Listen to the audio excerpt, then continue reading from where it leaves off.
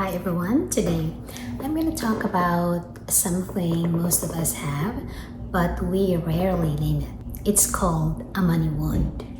And no, this isn't about debt, saving, or budgeting. This is all about the emotions underneath it all. The fear, the shame, the patterns we can't explain. Because the truth is, money isn't just math, but it is also a memory. A money wound is a deep emotional imprint tied to our early experiences with money. It forms in childhood, like maybe your parents were unemployed, maybe you watched them argue over rent, maybe the money was used as control, or there was not enough food on the table. Those experiences shape our nervous system on how we respond with money. And not just the idea of money, but spending, saving, giving, receiving, earning, all of it. A money wound is our emotional blue imprint around financial safety. And it follows us into adulthood.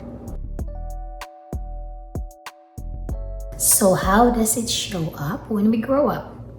Well, you might notice that you overwork constantly, but you still feel unsafe. You might have enough money in the bank, but just like me, still panic even I would just spend a little. Maybe you're good at making money, but seem you can't hold onto it. Or you feel deep guilt when you invest in yourself, as if you don't deserve ease or comfort. These are all money wounds playing out, not a financial irresponsibility. And for people who grow up poor like me, it's common to have a deep-rooted scarcity mindset. That belief that no matter how much you earn, it could all vanish tomorrow.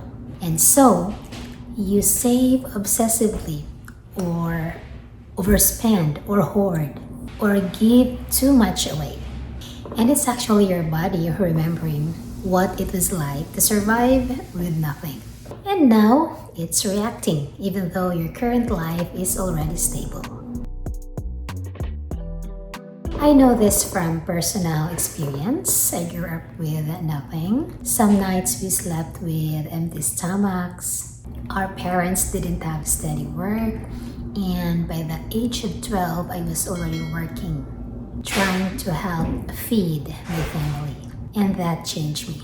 Even now, when I buy something nice for myself, I sometimes feel guilt. Like I'm wasting or like I'm being selfish. Because part of me still sees money as fragile, even though I've already worked so hard to build a better life. So that's how deep these wounds go. Here are some common money patterns. One is the scarcity wound. We believe that there will never be enough, where we may fear spending, or we believe that we are constantly one step away from losing everything. Number two pattern is the worthiness wound. It's feeling like we're not good enough to have money. That's why we undercharge or overgive or not asking for any salary raises. Number three pattern is the receiving wound. We are struggling to accept help, gift, or abundance without guilt. Number four pattern is the overgiver wound, where we spend on others to feel needed, or because that's how we are shown to feel loved. And lastly, the number five pattern is the avoidance wound, where we avoid opening our bank accounts or bills because it triggers anxiety or shame. So how are we gonna heal this? The first step to healing is awareness. We don't need to judge ourselves for these patterns. We just need to notice them, recognizing that our relationship with money is not random, it's learned. It's a coping mechanism, and it's a survival response. And the good news is, we actually can unlearn it. Let's start by asking ourselves with these gentle questions. What did I learn about money as a child? What did I learn growing up that still affects me today? Do I feel fear, guilt, or shame when I think about money? And lastly, we can ask ourselves this question. Do I believe I'm allowed to feel safe and secure? Journaling helps, therapy helps, talking about it helps, even just speaking the truth aloud, like, I have a money wound, but I'm allowed to heal it. And that could be a beginning. And remember that we don't choose our money wound. It was given to us by circumstances, by pain, and by necessity. But now, we can choose how to live with it.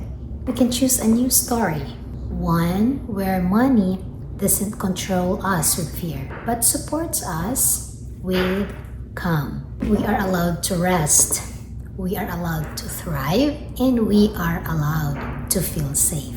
This healing may take time, but every step matters. Thanks for being here, and if this resonated with you, please know that you are not alone.